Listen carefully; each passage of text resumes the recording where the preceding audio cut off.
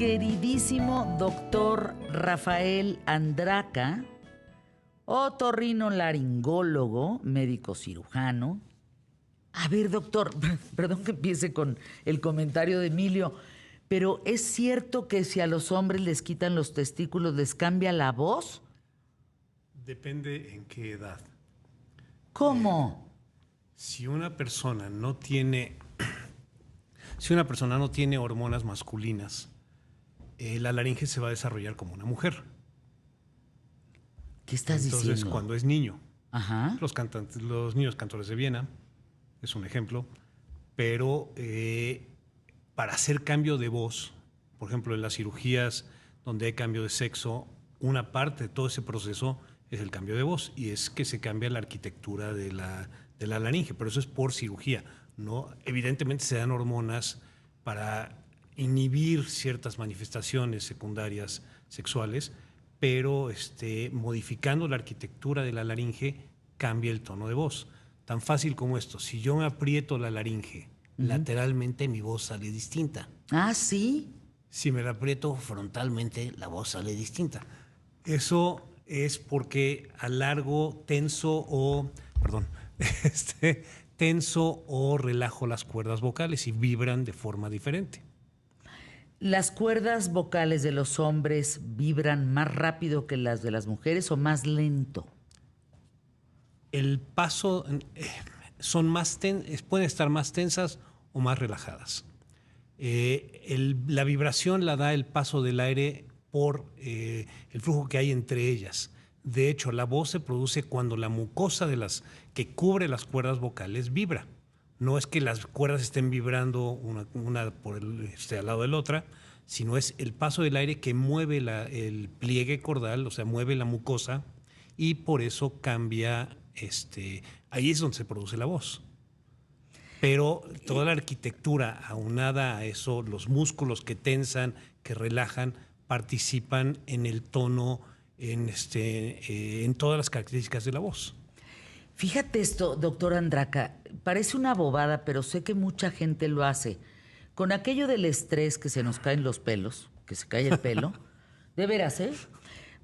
Nos untamos cosas, para que me crezca el pelo, y muchas de estas cosas afectan la voz y la gente no sabe.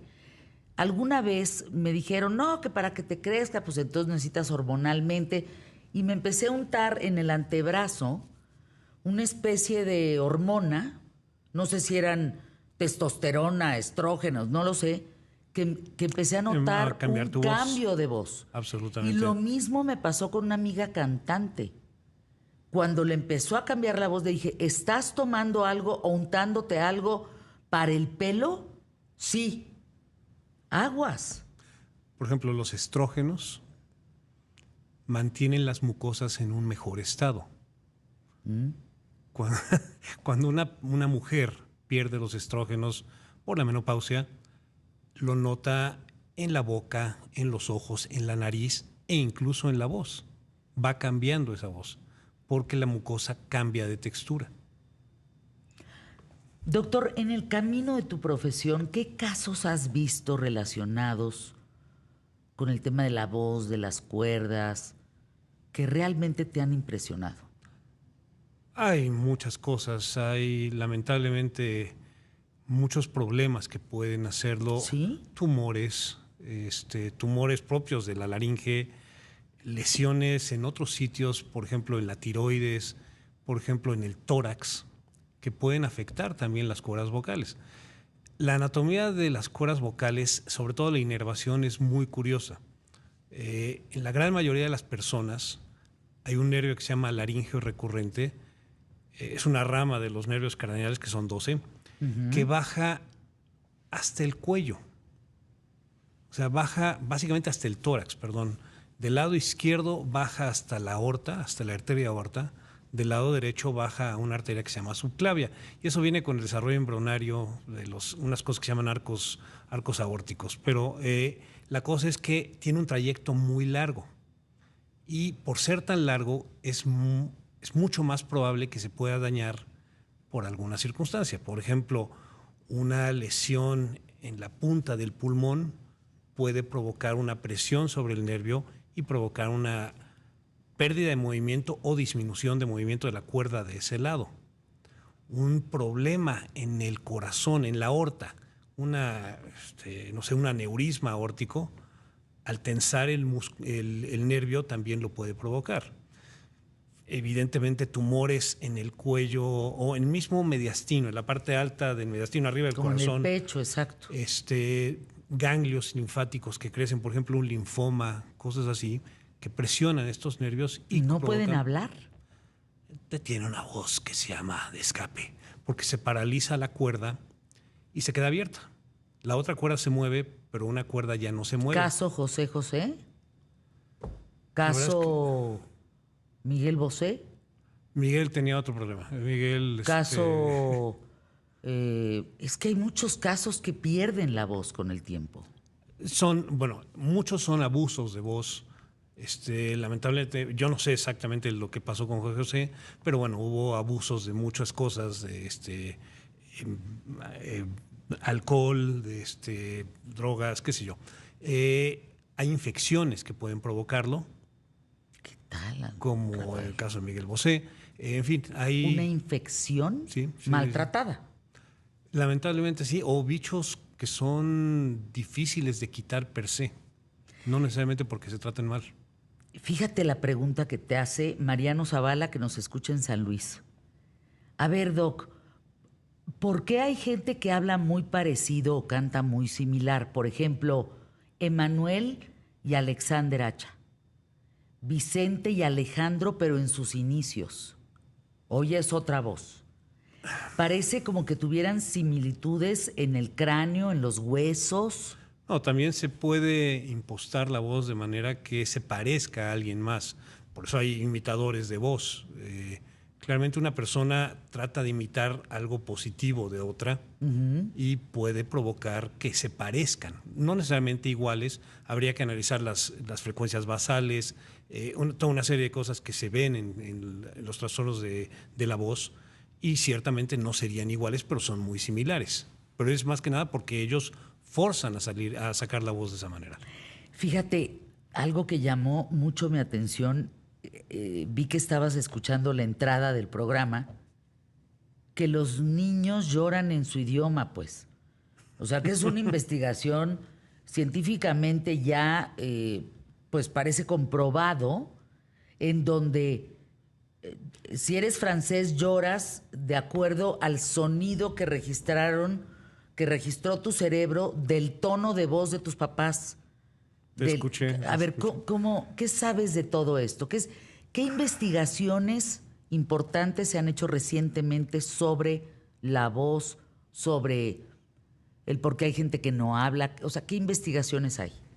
Bueno, es que hay que entender que son muchos factores. Evidentemente hay procesos cerebrales, que esto es más el campo del neurólogo, de los neurofisiólogos, que estudian justamente el área motor, el área frontal. Hay otros problemas que son más que nada, por ejemplo, los fonoarticulares, que son los foniatras, que son los otorrinolaringólogos, que ellos analizan estas cosas. Estudios, pues bueno, hay en todas esas áreas a distintos niveles. Es lógico pensar que un niño que esté escuchando una forma de expresarse, no nada más de sus padres, sino la gente que está alrededor de él, llore con ese tono. Adquiere ciertos modismos asociados a eso.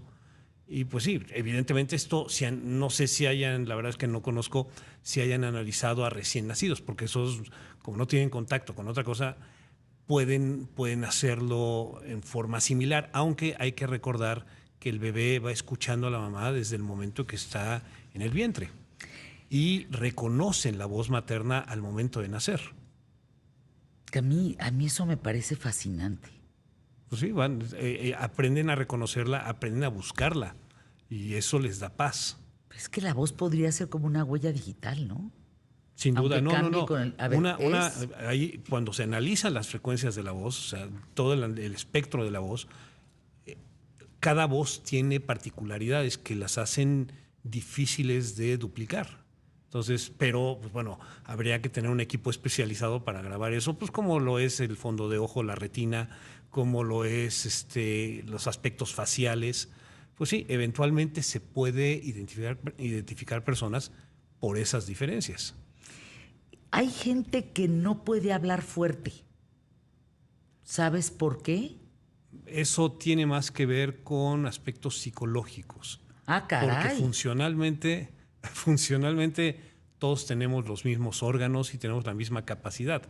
Hay gente más segura de sí misma, hay gente menos segura de sí misma, y pues hay gente que habla toda así Bajito, así retraída que... porque tienen temor a expresarse. Hay gente que es muy segura y domina cualquier conversación, en fin. Pero eso ya hay más que aspectos de funcionales, hay aspectos emocionales. Dejen ir anuncios QTF. Volvemos público más inteligente de la radio y la televisión en México. Y alégale. Doctor Rafael Andraca, médico cirujano con especialidad en otorrinolaringología, que estás en el Ángeles del Pedregal. Te preguntan, doctor, ¿nos podrías extender más el tema de las voces de los niños cantores? Estos niños, vamos, lo que alguna vez leí fue justamente que para prolongar el tiempo que tenían esa voz tan aguda, tan característica de la gente joven, les hacían lo que se llama una orquiectomía, que era quitarles los testículos, para que no tuvieran estímulo hormonal por testosterona y como tal no cambiaran de voz. A lo cual cuando dejen de ser niños cantores, Pues no van a tener, bueno, van a ser niños que no tienen capacidad de procrear. Rafael, Bueno, eso es un crimen, qué locura. estoy hablando de los años de hace De los 30, 80 40, años, sí, claro. sí. Ujú. Qué locura, Rafa. Así los tenían, Qué barbaridad. justamente para preservar esa voz. Pregúntale al doctor, soy Guillermo Calles, ¿qué pasa con la voz de los imitadores? O sea, ¿cómo? ¿Qué pasa con...? Sí, ¿cómo puedo...? Son músculos. O sea, las cuerdas vocales no nada más son dos músculos. O sea, hay ligamentos que son propiamente la cuerda como tal, y luego hay músculos que abren, cierran, tensan, relajan las cuerdas. Entonces, como cualquier músculo se puede entrenar. Se puede perfeccionar su movimiento y facilitar la posibilidad de imitar voces. Entonces, eso requiere, evidentemente, hay gente más apta, hay gente menos apta, pero todo el mundo pudiera hacerlo con un entrenamiento adecuado.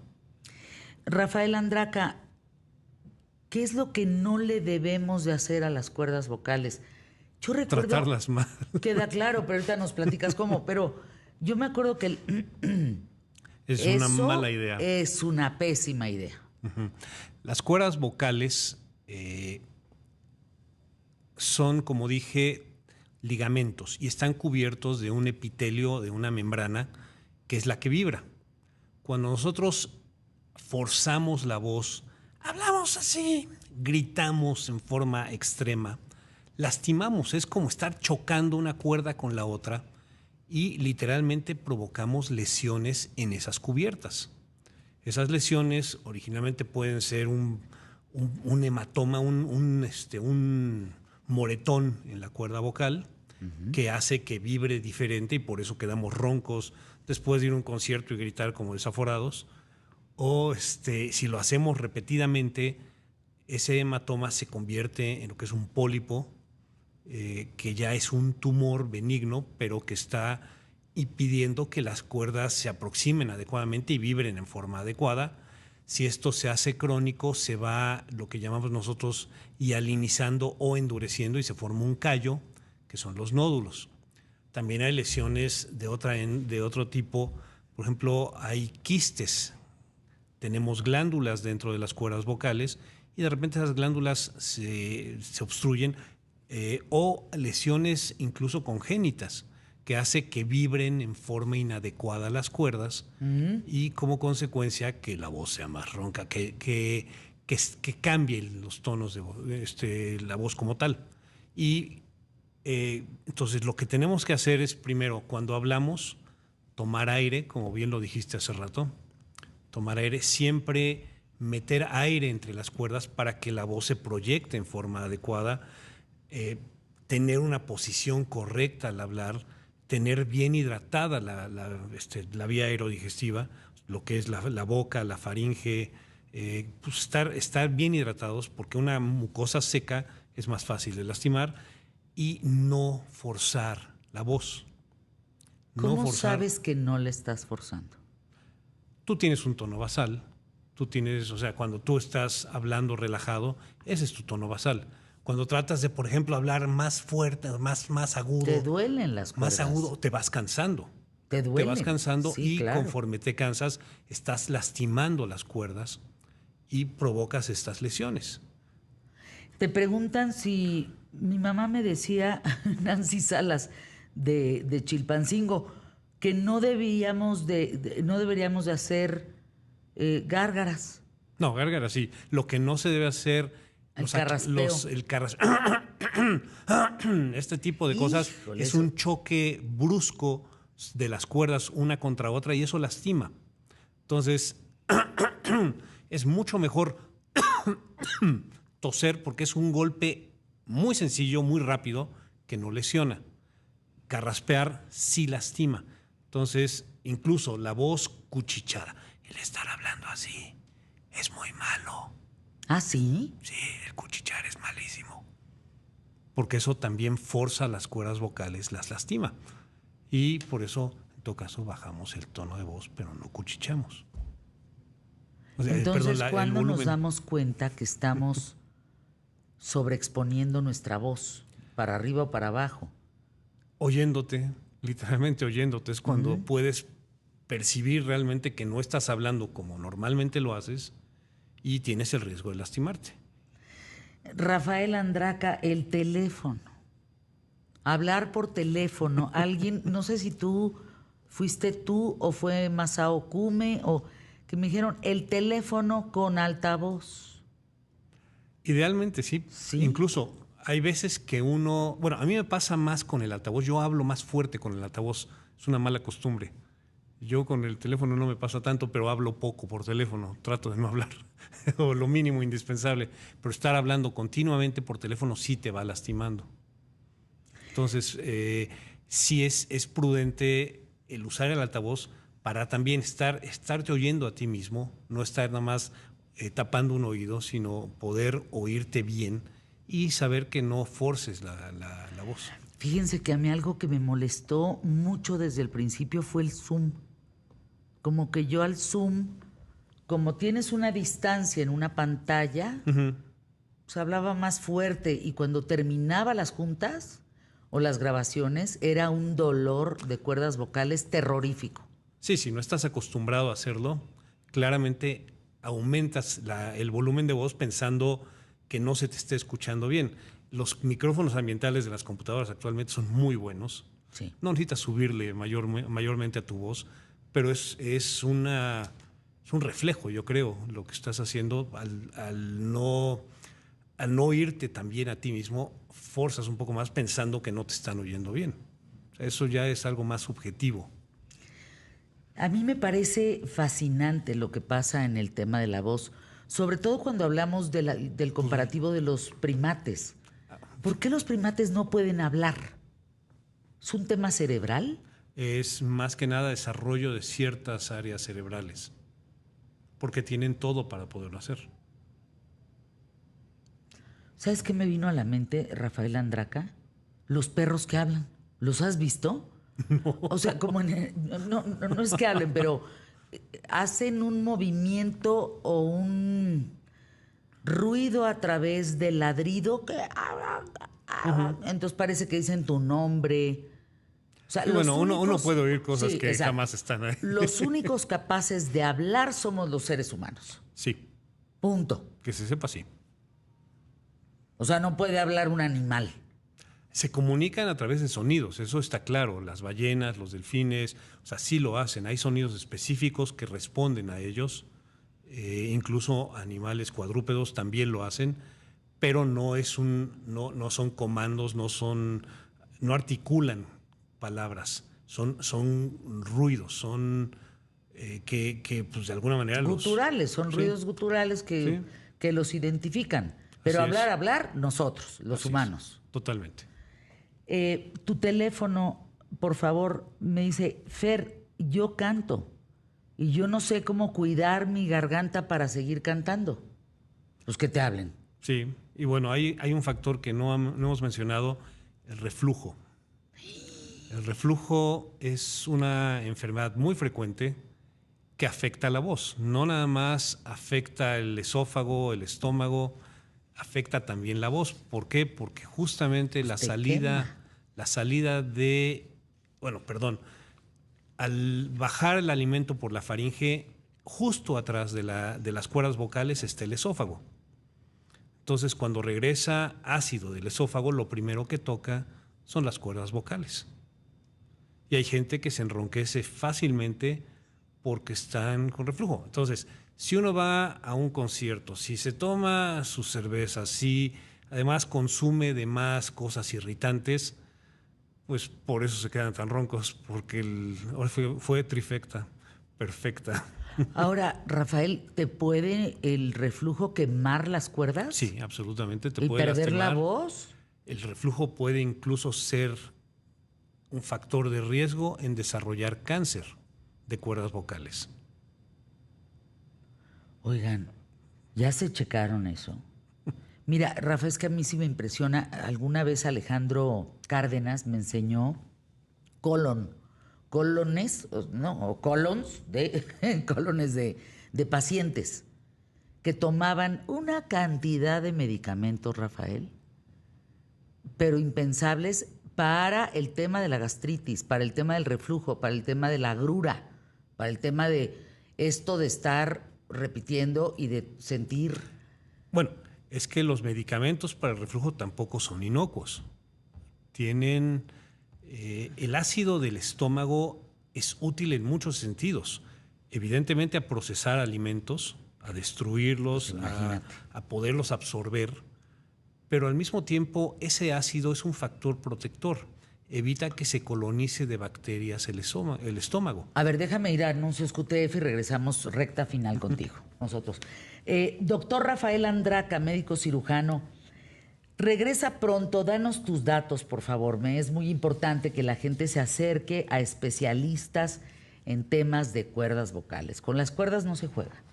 Bueno, estoy en el Ángeles del Pedregal. El teléfono del consultorio es 55 56 52 2300, de lunes a viernes.